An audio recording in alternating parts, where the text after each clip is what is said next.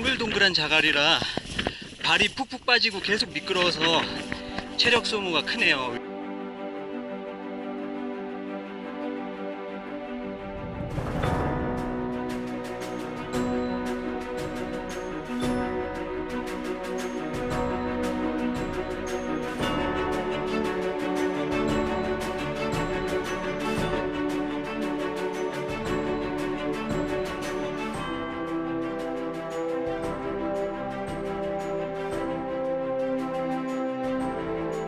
몽우리가 바로 앞에 있는 것처럼 보이는데 7시간이나 더 가야 된다는 게 믿기지가 않을 정도예요. 바람이 엄청나네요. 지금 한 30분 정도 걷고 있는데 풍경이 변하지가 않아요. 오늘 비가 내리니까 이게 먼지가 안 날리는데 평소에는 마스크를 쓰고 다녀야 될 만큼 슬슬 경사가 가파라지기 시작해요. 아, 바람이 엄청나요. 이 동그라미 안쪽으로는 나무가 한 그루도 없습니다. 오로지 검은색 자갈뿐인데요. 이곳에는 두어 종류의 풀밖에 자라지 않아요. 방금 보신 풀이 바로 그 풀입니다. 자갈이 어찌나 많은지 2000m를 알리는 표지판이 자갈 속에 파묻혀 있었어요. 고도가 높아질수록 점점 힘들어졌습니다. 잠시 쉬면서 에너지 보충을 하기로 했어요. 쉴 때라고니 검은 자갈밖에 없었습니다. 바람이 너무 불어서 밥 먹기도 힘드네요. 신발은 검은 자갈로 가득했어요. 좀 먹으니까 힘도 생기고 가방도 좀 가벼워진 것 같고 사방에 온통 검은 모래 천국이었어요. 얼마 안 먹은 것처럼 보이는데 더워서 반팔만 입고 가고 있어요. 등산을 시작한 지 3시간 정도 흘렀습니다. 후지산은 날씨가 뒤죽박죽이었어요. 더워서 반팔을 입는가 하면 이내 추워져서 망토를 뒤집어 써야 했죠. 해발 2600m에 올라오자 산장이 있었는데요. 아쉽게도 산장은 폐쇄되어 있었습니다. 대부분의 산장이 여름철에만 운영을 한다고 합니다. 1시간에 한 번씩 뭘 먹는 것 같아요 지금. 워낙 많은 칼로리를 소모하다 보니 먹어도 배가 고팠어요. 조금 더 가다 보니 후지산의 명물 쓰레기 수거 차량이 나타났어요. 무한궤도로 달리는 자동차인데요. 올라갈 땐 보급 물자를 싣고 가고 내려갈 땐 쓰레기를 수거해 옵니다. 이런 곳까지 자동차로 올라온다니 대단했어요. 방금 전까지 이게 정상이 보였는데 순식간에 지금 안개인지 구름인지 해발 3000m에 올라오자 사방이 구름으로 뒤덮였습니다. 눈앞으로 구름이 빠르게 흘러갔어요. 고도가 높으니까 힘드네요. 머리도 핑핑 돌고. 고도가 높아서인지 머리가 핑핑 돌았습니다. 그리고 또다시 산장이 나왔는데요. 이곳도 마찬가지로 문이 닫혀져 있더군요. 오후 12시가 되어서야 해발 3030m에 올라왔어요. 날이 굳어서인지 등산을 하는 사람도 거의 없었어요. 10분 정도 더 올라가니 산장 하나가 문을 열었습니다. 그런데 후지산의 산장들은 왜 이렇게 비싼 걸까요? 잠시 쉬었다 가는 것도 요금을 받았습니다. 하룻밤 숙박료 5,500엔, 1시간 동안 쉬는데 1,000엔이에요. 돈만 내면 등산 장비 같은 것도 빌려주더군요. 시시각각 날씨가 바뀌더니 급기야는 우박이 내리기 시작했습니다. 조금 지나니 블리자드 같은 게 불어닥치더라고요. 저는 비장의 무기를 꺼내 들었습니다. 이럴 때를 대비해서 텐트 바닥에 까는 깔개를 가져왔거든요.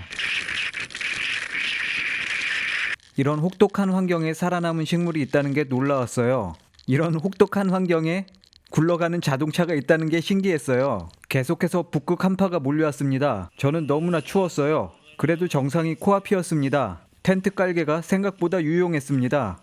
도쿄에서 산 운동화는 벌써 걸레가 되었죠. 정상에 다가서자 짙은 안개가 밀려들었습니다. 오후 1시가 되어서야 3400m까지 올라왔습니다.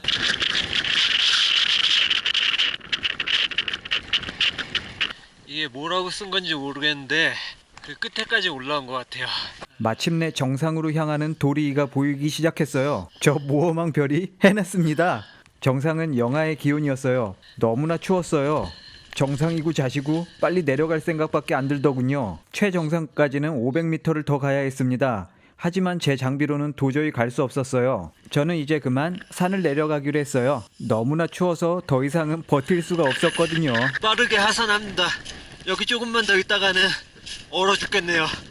6시간 걸렸네. 6시간 분화구까지. 완전 서라운드 냉각 시스템이네요 이거는.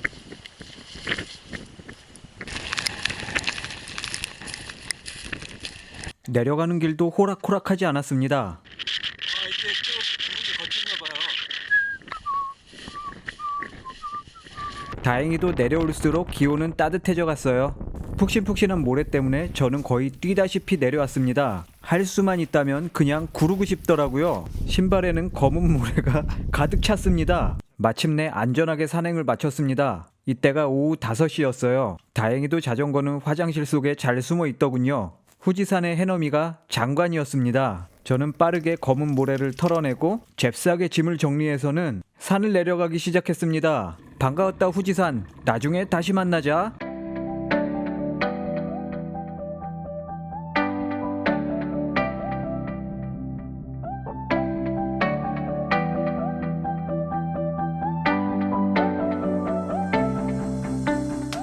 빠르게 하산을 해야만 했어요. 추위를 참고 달렸습니다. 해가 지기 전에 내려가야만 했거든요. 도로에는 사슴들이 가득했습니다. 사슴 녀석들은 사람을 보면 지들끼리 신호를 보냅니다. 근데 그 소리가 굉장히 소름 끼치고 무서웠어요. 그리고 또 한 가지, 내리막만 내려가면 되는 줄 알았더니 오르막이 있더군요. 산행으로 이미 기운이 소진된 저는 너무나 힘들었어요. 이를 악물고 달려나갔습니다. 그때 눈앞에 나타난 건 바로 이 산삼이었어요. 도로 옆에 있더군요. 저는 이 녀석을 캐먹고 싶었지만 행여나 나라망신 시킬까봐 그러지 못하겠더군요. 도로에는 자동차 한 대 없었습니다. 사슴들은 자꾸만 저를 보고 울부짖어댔어요. 한참 가다 보니 뭔가 공원이 나왔는데요. 너무나 외진 곳이라 이곳에서는 차마 캠핑을 할 수 없었습니다. 힘들더라도 마을까지 내려가기로 했어요. 도로 사정은 최악이었어요. 군데군데 패여 있었고 가로등 하나 없었습니다. 이내 어두워졌지만 마을은 나타나지 않았어요. 어둠 속을 랜턴 하나에 의지해 달려야만 했죠. 가끔 차라도 한 대 지나가면 얼마나 반가웠는지 모른다고요. 지금 7시밖에 안 됐는데 날이 이렇게 껌껌해요. 와 진짜 그 산 내려오는데 죽다 살아났어요 완전. 와 엄청났어요 진짜. 아 오늘 하루 일생일대 다시는 경험해 보지 못할 엄청난 모험이었습니다. 하지만 모험은 거기서 끝이 아니었습니다. 저는 새벽 2시까지 잠잘 곳을 찾지 못해 방황하다가 겨우 어떤 공원에 텐트를 치고 말았는데요. 다음날 아침,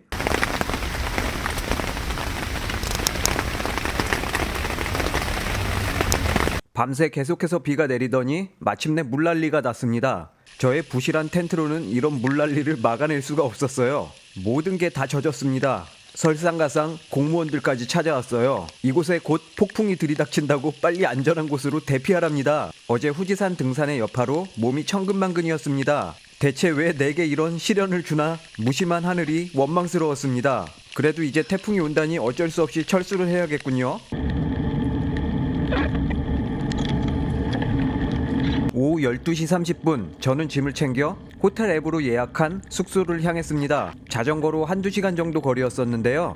고텐바 등산로를 통해 후지산을 올라갔다 내려옵니다. 자전거를 타고 하산을 하다 보니 이쯤에서 해가 저물었죠. 후지노미야까지 엄청난 내리막길을 헤드랜턴 하나에 의지해 내려가게 됩니다. 마땅한 숙소를 찾지 못한 저는 공원에서 캠핑을 했습니다. 다음 날은 비가 너무 많이 내렸죠. 태풍이 온다길래 숙소를 알아봤더니 후지 쪽에 저렴한 료칸이 있었습니다. 서둘러 예약을 한 저는 후지로 갔습니다.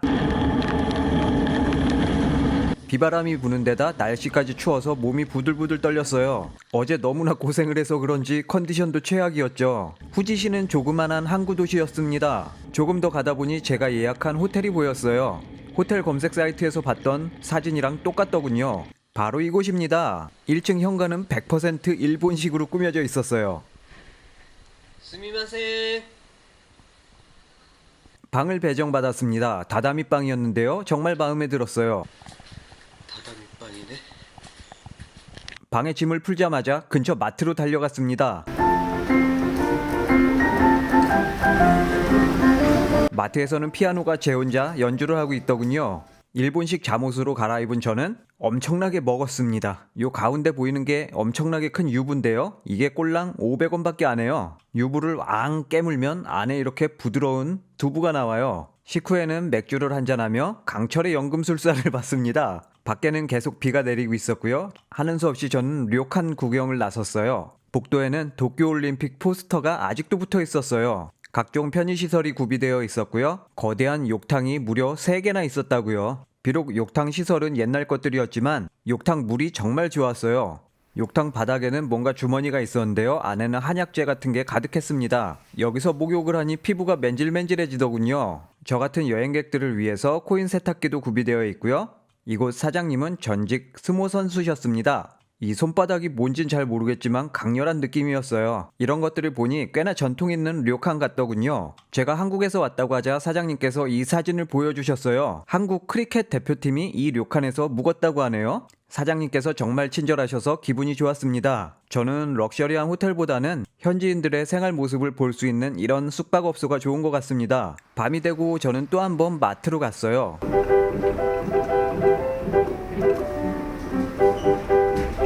피아노는 아직도 연주를 멈추지 않고 있더군요. 저는 먹을 걸 듬뿍 사서 료칸으로 되돌아왔습니다. 일본 여행하면서 2번째로 지진을 느꼈어요. 옆에는 지금 텐트를 말리고 있습니다. 아, 이 방 진짜 마음에 들어요. 다다미 방이고 일본 전통식 방인데 웬만한 호텔 한 3배 정도?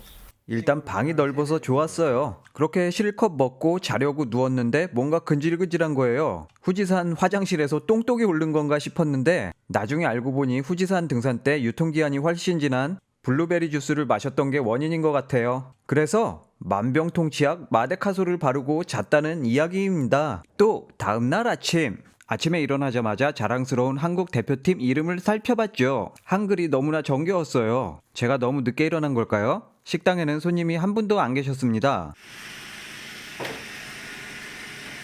청소기 혼자 열일하고 있더군요. 밖에는 계속해서 비가 내리고 있었어요. 하는 수 없이 저는 하룻밤 더 이곳에 머물러야만 했죠. 하지만 숙박 가격이 너무나 저렴했고 왠지 정감 있는 곳이었어요. 다다미방이라 그런지 텐트도 금방 말랐습니다. 오후가 되자 날이 화창하게 개었어요. 기분이 상쾌해졌죠. 저 멀리 후지산이 또렷하게 보였어요.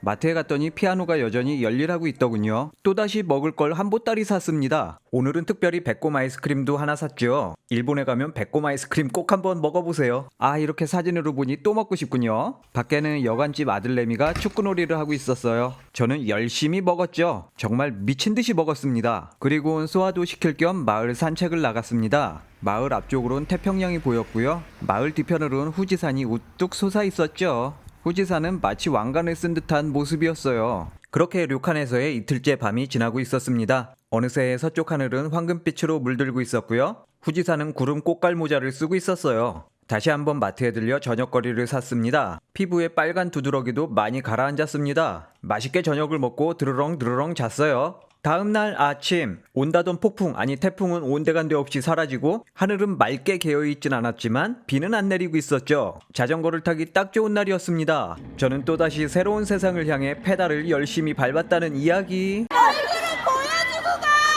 짠. 구독하겠습니다. 별이님 유튜브 많이 시청해주세요. 모험 별이 화이팅!